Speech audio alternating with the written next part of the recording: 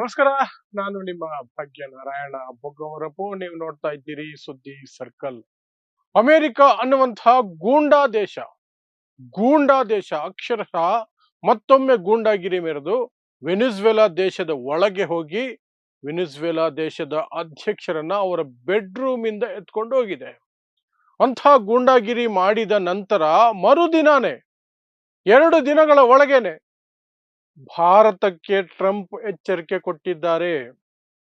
ಭಾರತಕ್ಕೆ ಎಚ್ಚರಿಕೆ, ಏನು ಎಚ್ಚರಿಕೆ ಕೊಟ್ಟಿದ್ದಾರೆ ಮತ್ತು ಅಂತಹ ಎಚ್ಚರಿಕೆಯ ನಡುವೆಯೂ ಸಹ ನರೇಂದ್ರ ಮೋದಿ ಮೌನವಾಗಿರುವುದರ ಹಿಂದಿನ ಉದ್ದೇಶ ಏನು, ಹೆದರಿಕೆನ ಬೇರೆ ಏನಾದರೂ ಇದೆಯಾ, ಅದನ್ನು ವಿಶ್ಲೇಷಣೆ ಮಾಡುವಂತಹ ಪ್ರಯತ್ನವನ್ನು ಮಾಡೋಣ. ಅದರ ಜೊತೆಗೆ ಈ ಹಿಂದೆ ಭಾರತಕ್ಕೆ ಬೆದರಿಕೆ ಹಾಕಿರುವಂತಹ ಪ್ರಕರಣಗಳು ಯಾವ್ಯಾವುದು, ಟ್ರಂಪ್ ಕಡೆಯಿಂದ, ಅದು ಸಹ ಮೋದಿಯನ್ನ ಪಕ್ಕದಲ್ಲೇ ಕೂರಿಸ್ಕೊಂಡು ಭಾರತದ ಬಗ್ಗೆ ಕೆಟ್ಟದಾಗಿ ಮಾತನಾಡಿದ ಸಂದರ್ಭದಲ್ಲೂ ಸಹ ಮೋದಿ ಬಾಯಿ ಬಿಟ್ಟು ಒಂದೇ ಒಂದು ಪ್ರತಿರೋಧದ ಮಾತನ್ನ ಆಡಿರ್ಲಿಲ್ಲ. ಅಂತಹ ಸನ್ನಿವೇಶಗಳನ್ನು ವಿವರಿಸ್ತೀನಿ ಮುಂದೇನು ಅನ್ನೋದ್ರ ಬಗ್ಗೆ ಸಹ ಸ್ವಲ್ಪ ನೋಡೋಣ. ಸೊ ನಿಮ್ಗೆಲ್ಲ ಗೊತ್ತಿರೋ ಹಾಗೆ ನಿನ್ನೆ ಮೊನ್ನೆ ಎಲ್ಲ ವಿಡಿಯೋ ಮಾಡಿದ್ದೆ. ನಿಕೋಲಸ್ ಮದುರೋ ಅನ್ನುವಂತಹ ವೆನಿಜುವೆಲಾ ದೇಶದ ಅಧ್ಯಕ್ಷನನ್ನ ಅವರ ದೇಶದ ಮೇಲೆ ದಾಳಿ ಮಾಡಿ ಅವರ ದೇಶದ ರಾಜಧಾನಿಗೆ ನುಗ್ಗಿ, ಅವರ ಮನೆಗೆ ನುಗ್ಗಿ, ಬೆಡ್ರೂಮ್ಗೆ ನುಗ್ಗಿ, ಗಂಡ ಹೆಂಡತಿ ಇಬ್ಬರನ್ನು ಸಹ ಅಮೆರಿಕ ಸೈನಿಕರು ಎತ್ಕೊಂಡು ಹೋಗಿದ್ದಾರೆ, ಬಂಧಿಸಿ ಕರ್ಕೊಂಡು ಹೋಗಿದ್ದಾರೆ. ಇದನ್ನ ಅಪಹರಣ ಅಂತ ಸಾಕಷ್ಟು ದೇಶಗಳು ಕರೀತಾ ಇದ್ದಾವೆ. ಮತ್ತು ವೆನಿಜುವೆಲಾ ದೇಶದ ಸಾರ್ವಭೌಮತ್ವದ ಮೇಲೆ ಇದು ದಾಳಿ ಹೀಗಂತ ರಷ್ಯಾ, ಚೈನಾ, ಬೇರೆ ಕಮ್ಯುನಿಸ್ಟ್ ದೇಶಗಳು, ಕ್ಯೂಬಾ ಸೇರಿದಂತೆ ಎಲ್ಲರೂ ಸಹ ಆಪಾದನೆ ಮಾಡ್ತಿದ್ದಾರೆ. ಬಟ್ ಡೊನಾಲ್ಡ್ ಟ್ರಂಪ್ ಮತ್ತು ಅಮೆರಿಕ, ಟ್ರಂಪ್ ಬಂದಿದ್ರಿಂದಲೇ ಈ ರೀತಿ ಆಗ್ತಿದೆ ಅನ್ನೋದಲ್ಲ, ಅಮೆರಿಕದ ಮನಸ್ಥಿತಿನೇ ಈ ರೀತಿ. ಮೊದಲಿನಿಂದಲೂ ಅಮೆರಿಕ ಹೀಗೆ ಮಾಡ್ತಿರೋದು. ನಿಮ್ಗೆ ಇರಾಕ್ ನೋಡಬಹುದು, ಲಿಬಿಯಾ ನೋಡಬಹುದು, ಅಫ್ಘಾನಿಸ್ತಾನ ನೋಡಬಹುದು, ಸಾಕಷ್ಟು ಆಫ್ರಿಕನ್ ದೇಶಗಳಲ್ಲಿ ನೋಡಬಹುದು. ಯಾವ ರೀತಿ ಅಮೆರಿಕ ತನ್ನ ಲಾಭಕ್ಕಾಗಿ ಅಲ್ಲಿ ಯುದ್ಧಗಳನ್ನು ಪ್ರಚೋದಿಸುತ್ತೆ, ಇಲ್ಲ ತಾನೇ ಯುದ್ಧದಲ್ಲಿ ತೊಡಗಿಸ್ಕೊಂಡು ಆ ದೇಶಗಳನ್ನ ನಾಶ ಮಾಡುತ್ತೆ. ಅದರಲ್ಲೂ ಮುಖ್ಯವಾಗಿ ತೈಲಕ್ಕಾಗಿ ಏನು ಬೇಕಾದ್ರೂ ಮಾಡುತ್ತೆ. ವೆನಿಜುವೆಲಾದಲ್ಲಿ 300ಕ್ಕೂ ಹೆಚ್ಚು ಬಿಲಿಯನ್ ಬ್ಯಾರೆಲ್ ತೈಲ ಇದೆ.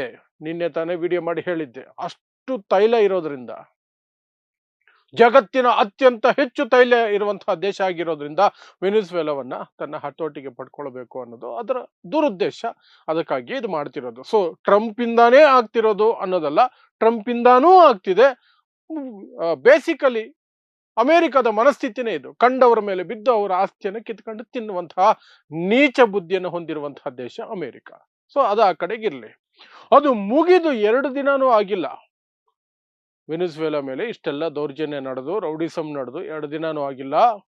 ನಿನ್ನೆ ಡೊನಾಲ್ಡ್ ಟ್ರಂಪ್ ಭಾರತಕ್ಕೆ ಎಚ್ಚರಿಕೆಯನ್ನು ಕೊಟ್ಟಿದ್ದಾರೆ.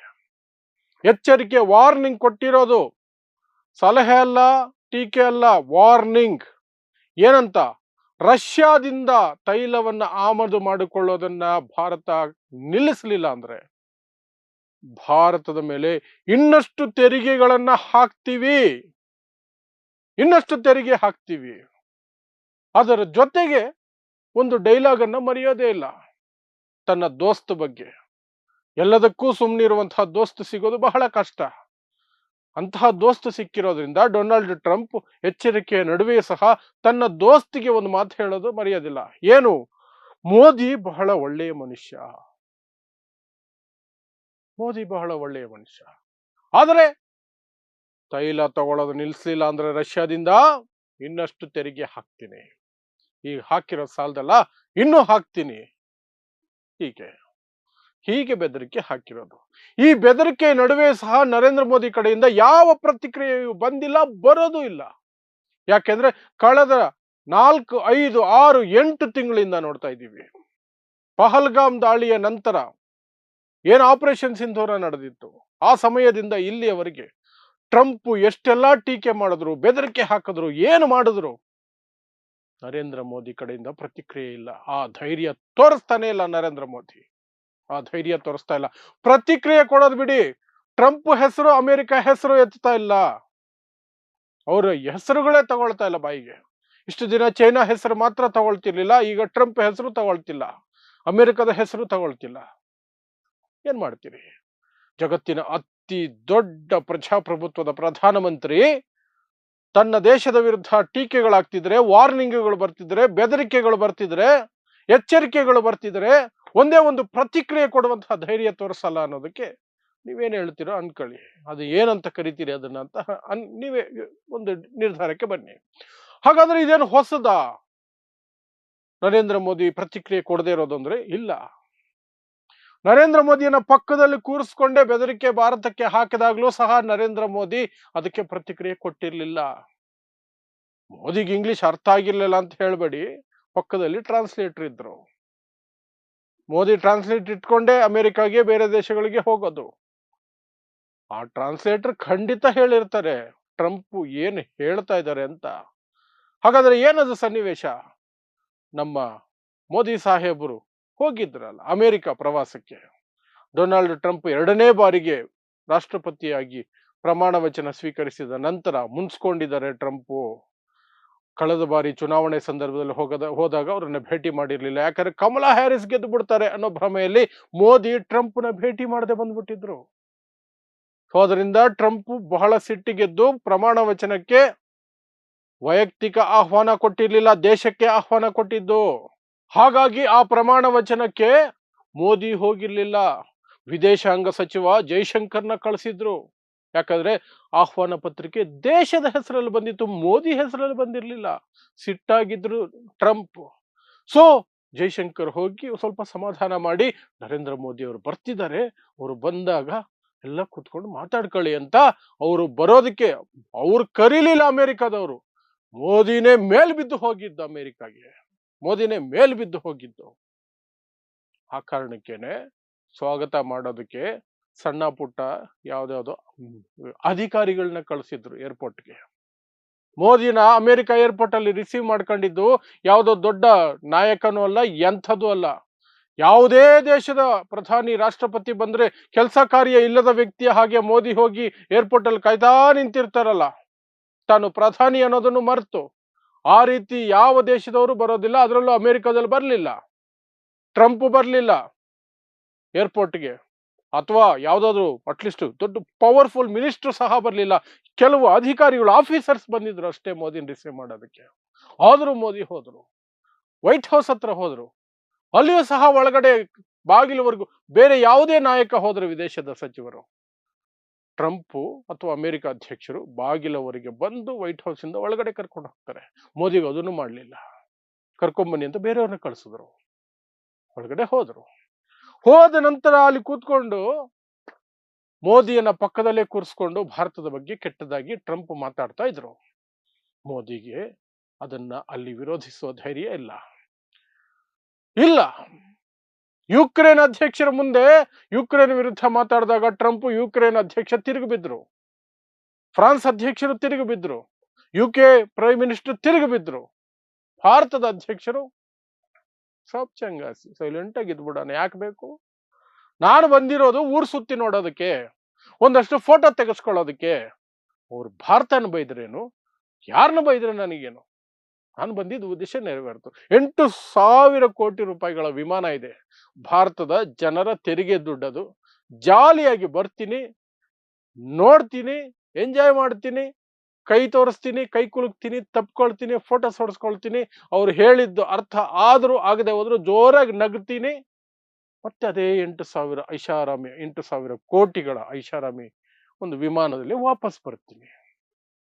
ನಾನು ಏನೂ ಮಾಡದೆ ಹೋದ್ರು ನನ್ನನ್ನು ಹೊಗಳೋದಕ್ಕೆ, ನನ್ನನ್ನು ಅಟ್ಟಕ್ಕೇರ್ಸೋದಕ್ಕೆ, ವಿಶ್ವಗುರು ಅಂತ ಕರೆಯೋದಕ್ಕೆ ಎಂಜಲು ಮಾಧ್ಯಮಗಳನ್ನ ಸಾಕೊಂಡಿದ್ದೀನಿ. ಇಷ್ಟು ಸಾಕು ನನಗೆ ಎಲೆಕ್ಷನ್ ಗೆಲ್ಲೋದಕ್ಕೆ ಅನ್ನೋದು ಮೋದಿ ಲೆಕ್ಕಾಚಾರ. ಸೊ ಮೋದಿನ ಕೂರಿಸ್ಕೊಂಡು ಡೊನಾಲ್ಡ್ ಟ್ರಂಪ್ 2 ವಿಚಾರಕ್ಕೆ ಭಾರತವನ್ನ ಟೀಕೆ ಮಾಡಿದ್ರು. ಒಂದು ವಿಚಾರದಲ್ಲಂತೂ ಭಾರತಕ್ಕೆ ಅವಮಾನ ಮಾಡಿದ್ರು. ಯಾವ್ದದು ಟೀಕೆ ಮಾಡಿದ್ದು? ಭಾರತವನ್ನ ಟ್ಯಾರಿಫ್ ಕಿಂಗ್ ಅಂತ ಕರೆದ್ರು. ಮೋದಿ ಪಕ್ಕದಲ್ಲೇ ಕೂರಿಸ್ಕೊಂಡು India is a tariff king ಅಂತ ಕರೆದ್ರು. ಭಾರತ ನಮ್ಮ ವಸ್ತುಗಳ ಮೇಲೆ ಅತ್ಯಂತ ಹೆಚ್ಚು ತೆರಿಗೆ ಹಾಕ್ತಿದೆ, ಅದಕ್ಕೆ ಸರಿಸಮನಾಗಿ ನಾವು ಹಾಕ್ತೀವಿ ಅಂತ ಅಲ್ಲೇ ಹೇಳಿದ್ರು. ಇನ್ನೊಂದು ಯಾವುದು? ಬ್ರಿಕ್ಸ್ ದೇಶಗಳ ಕುರಿತಾಗಿ ಕೆಟ್ಟ ಕೊಳಕ ರೀತಿಯಲ್ಲಿ ಟೀಕೆ ಮಾಡಿದ್ದು ಡೊನಾಲ್ಡ್ ಟ್ರಂಪ್ ಪಕ್ಕದಲ್ಲಿ ಮೋದಿನ ಕೂರಿಸ್ಕೊಂಡು. ಬ್ರಿಕ್ಸ್ ದೇಶಗಳಲ್ಲಿ ಭಾರತನೂ ಇದೆ, ಬಟ್ ನೋ ರೆಸ್ಪಾಂಡೇ ಮಾಡಲಿಲ್ಲ ಮೋದಿ. ಏನಂದಿದ್ದು ಟ್ರಂಪ್ ಅವತ್ತು? ಬ್ರಿಕ್ಸ್ ದೇಶಗಳು ಸಪರೇಟ್ ಕರೆನ್ಸಿ ಮಾಡ್ತೀವಿ ಅಂತ ಹೊರಟಿದ್ವು. ಈಗ ಅದಕ್ಕೆ ಪೆಟ್ಟು ಬಿದ್ದಿದೆ. ಈಗ ಅಂಗಲಾಚ್ತಾ ಇದ್ದಾರೆ, ನನ್ನ ಹತ್ರ ಬೇಡ್ಕೊಳ್ತಿದ್ದಾರೆ ಅಂತ ಟ್ರಂಪ್ ಹೇಳಿದ್ದು. ಆ ಬ್ರಿಕ್ಸ್ ದೇಶಗಳಲ್ಲಿ ಭಾರತನೂ ಇದೆಯಲ್ಲ. ಬಟ್ ನಾನು ಹೇಳದ್ನಲ್ಲ, ದೇಶಕ್ಕೆ ಅವಮಾನ ಆದ್ರೇನು, ಯಾವ್ದಕ್ಕೆ ಅವಮಾನ ಆದ್ರೇನು, ನಾನು ಹೋಗಿರೋದೇನಕ್ಕೆ, ಜಸ್ಟ್ ಫೋಟೋಶೂಟ್ಗೆ, ಎಂಜಾಯ್ ಮಾಡಕ್ಕೆ ಅಷ್ಟೇ. ಫೆಸಿಲಿಟೀಸ್ ಇದೆ, ಹೋಗ್ತಾ ಇದ್ದೀನಿ ಬಸ್. ಆ ಲೆಕ್ಕಾಚಾರ ನರೇಂದ್ರ ಮೋದಿದು. ಅದೊಂದೇ ಸಮಯದಲ್ಲ, ಮೋದಿ ರೆಸ್ಪಾಂಡ್ ಮಾಡಬೇಕಾಗಿತ್ತು, ಮಾಡಲಿಲ್ಲ ಅನ್ನೋದು. ಆ ನಂತರ ಏನೇ ನಡೀತು ನಿಮ್ಗೆ ಗೊತ್ತೇ ಇದೆ. ಭಾರತದ ಮೇಲೆ 150% ವರೆಗೂ ಟ್ಯಾಕ್ಸ್ ಹಾಕಿದ್ದಾರೆ.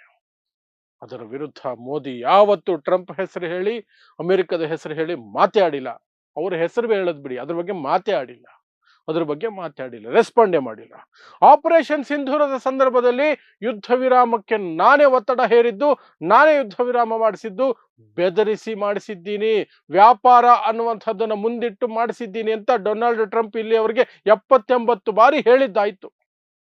70-80 ಬಾರಿ ಹೇಳಿದ್ದಾಯ್ತು. ಇಲ್ಲಿಯವರೆಗೆ ನರೇಂದ್ರ ಮೋದಿ ಬಾಯಿಂದ ಒಂದು ಪದ ಅದರ ವಿರುದ್ಧ ಬಂದಿಲ್ಲ, ಒಂದು ಪದ ಬಂದಿಲ್ಲ. ಹುಡುಕಿ ನೋಡಿ, ಬಂದೇ ಇಲ್ಲ. ಟ್ರಂಪ್ ಹೆಸರು ಬಂದಿಲ್ಲ, ಅಮೆರಿಕದ ಹೆಸರು ಬಂದಿಲ್ಲ. ಆಮೇಲೆ ಯಾವುದೇ ಸಂದರ್ಭದಲ್ಲಿ ಅಮೆರಿಕ ಈಗ ಮತ್ತೆ ಟ್ಯಾರಿಫ್ ಹಾಕ್ತೀನಿ ಅಂತ ಹೇಳಿದೆ. ಈಗ ಟೀಕೆನ ಅಥವಾ ರೆಸ್ಪಾನ್ಸ್ ಅನ್ನ ನೀವು ಮೋದಿಯಿಂದ ಎಕ್ಸ್ಪೆಕ್ಟ್ ಮಾಡ್ತೀನಿ ಅಂದ್ರೆ, ಇಷ್ಟೆಲ್ಲ ಹೇಳಿದ ಮೇಲೆ ಎಕ್ಸ್ಪೆಕ್ಟ್ ಮಾಡ್ತೀನಿ ಅಂದ್ರೆ ನಿಮ್ಮ ದಡ್ಡತನ ಆಗತ್ತೆ. ಬಟ್ ಮೋದಿಗೆ ಖುಷಿ ಪಡಿಸೋದಕ್ಕೆ ಒಂದು ಸೆಂಟೆನ್ಸ್ ಟ್ರಂಪ್ ಹೇಳ್ತಾರಲ್ಲ, ಅದನ್ನೇ ಈ ಎಂಜಲು ಮಾಧ್ಯಮಗಳು ಅದನ್ನೇ ಬೊಗಳ್ತವೆ. ಬೇರೆ ಬೆದರಿಕೆ ಹಾಕಿದ್ದನ್ನ ಮುಚ್ಚಿಟ್ಟು ಬಿಡ್ತಾವೆ. ಏನು? Modi is A nice man, Modi is A nice man. ಅಲ್ಲಿಗೂ ಮುಗೀತು. ಎಂಜಲು ಮಾಧ್ಯಮಗಳು ಮೋದಿನ ನೈಸ್ ಮ್ಯಾನ್ ಅಂದ್ಬಿಟ್ರು. ಆಮೇಲೆ ಬೆದರಿಕೆ ಹಾಕಿದ್ದು, ತೈಲ ತಗೊಳ್ಳೋದು ರಷ್ಯಾದಿಂದ ನಿಲ್ಲಿಸ್ತೆ ಹೋದ್ರೆ ಇನ್ನೊಂದಷ್ಟು ಟ್ಯಾರಿಫ್ಸ್ ಹಾಕ್ಬಿಡ್ತೀನಿ, ಇನ್ನೊಂದಷ್ಟು ಟ್ಯಾಕ್ಸ್ ಹಾಕ್ತೀನಿ. ಅದ್ರ ಬಗ್ಗೆ ಮಾತಾಡಲ್ಲ ಮಾಧ್ಯಮಗಳು, ಆಡಲ್ಲ. ಈಗ ನರೇಂದ್ರ ಮೋದಿ ನೋಡಲ್ಲ. ಸೊ ವೆನಿಜುವೆಲಾ ಆದ ತಕ್ಷಣನೇ ಈಗ ಭಾರತದ ಮೇಲೂ ಸಹ ಮುಗಿ ಬೀಳುವಂತಹ ರೀತಿಯಲ್ಲಿ ಬೆದರಿಕೆಯನ್ನ ಡೊನಾಲ್ಡ್ ಟ್ರಂಪ್ ಹಾಕಿದ್ದಾರೆ. ಹಾಗಾದ್ರೆ ಯಾಕೆ ಮೋದಿ ಟ್ರಂಪ್ ಮಾತುಗಳಿಗೆ ಪ್ರತ್ಯುತ್ತರ ಕೊಡೋದಿಲ್ಲ? ಭಯನಾ? ಎಸ್, ಒಂದು ಭಯ ಇದೆ. ಏನು ಅಂದ್ರೆ, ಡೊನಾಲ್ಡ್ ಟ್ರಂಪ್ ಮಾತಾಡಬೇಕಾದ್ರೆ ಯೋಚನೆ ಮಾಡಿ ಮಾತಾಡಲ್ಲ. ಯಾರನ್ನ ಹೇಗೆ ಬೇಕಾದ್ರೂ ಹೊಡೆದು ಬಿಸಾಕದೆ ಮಾತಲ್ಲಿ. ಮೋದಿಗೆ ಅದೇ ಭಯ. ನಾನೇನಾದ್ರೂ ರೆಸ್ಪಾಂಡ್ ಮಾಡಿ ಆ ಟ್ರಂಪ್ ಬಾಯಿಗೆ ಬಂದಂಗೆ ಏನಾದ್ರೂ ಮಾತಾಡ್ಬಿಟ್ರೆ ನನ್ನ ವಿರುದ್ಧ, ಭಕ್ತರ ಮುಂದೆ ನನ್ನ ಮಾನ ಹರಾಜಿಗೆ ಹೋಗುತ್ತೆ. ದೇಶಕ್ಕೆ ನಷ್ಟ ಆಗ್ತಿದೆ, ಆಗ್ತಾ ಹೋಗ್ಲಿ, ನನಗೇನು ನಷ್ಟ ಆಗಲ್ಲ. ಬಟ್ ನನ್ನ ಇಮೇಜ್ ಡ್ಯಾಮೇಜ್ ಆಗಬಾರ್ದು. ಟ್ರಂಪ್ ಬಾಯಿಂದ ನನ್ನ ವಿರುದ್ಧ ಏನಾದ್ರು ಟೀಕೆಗಳು ಬಂದ್ರೆ ಅದು ಇಮೇಜ್ ಡ್ಯಾಮೇಜ್ ಮಾಡುತ್ತೆ. ಭಾರತದ ವಿರುದ್ಧ ಟ್ಯಾರಿಫ್ ಆದ್ರೆ ಹಾಕೊಳ್ಳಿ, ಟೀಕೆ ಆದ್ರೂ ಮಾಡ್ಕೊಳ್ಳಿ, ಅವಮಾನ ಆದ್ರೂ ಮಾಡ್ಕೊಳ್ಳಿ, ಐ ಡೋಂಟ್ ಕೇರ್ ಅನ್ನೋ ರೀತಿಯಲ್ಲಿ ನರೇಂದ್ರ ಮೋದಿ ಇದ್ದಾರೆ. ಸೊ ಇದಿಷ್ಟು ವೆನಿಜುವೆಲಾ ದಾಳಿಯ ನಂತರ, ಅಲ್ಲಿನ ಅಧ್ಯಕ್ಷರನ್ನ ಹೊತ್ಕೊಂಡೋದ ನಂತರ ಅಮೆರಿಕ ಭಾರತಕ್ಕೆ ಬೆದರಿಕೆ ಹಾಕಿರುವ ಸನ್ನಿವೇಶ ಮತ್ತು ಯಥಾ ಪ್ರಕಾರ ಮಿಸ್ಟರ್ ನರೇಂದ್ರ ಮೋದಿ ಏನು ಪ್ರತಿಕ್ರಿಯೆ ಕೊಡದಂತಹ ಸನ್ನಿವೇಶ ಅಷ್ಟೇ. ಸೊ ಇಂತಹದ್ದೇ ವಿಶೇಷ ಸುದ್ದಿಗಳಿಗಾಗಿ ನೋಡ್ತಾ ಇರಿ ಸುದ್ದಿ ಸರ್ಕಲ್. ನಾನು ನಿಮ್ಮ ಭಾಗ್ಯನಾರಾಯಣ ಬೊಗವರಪೋ.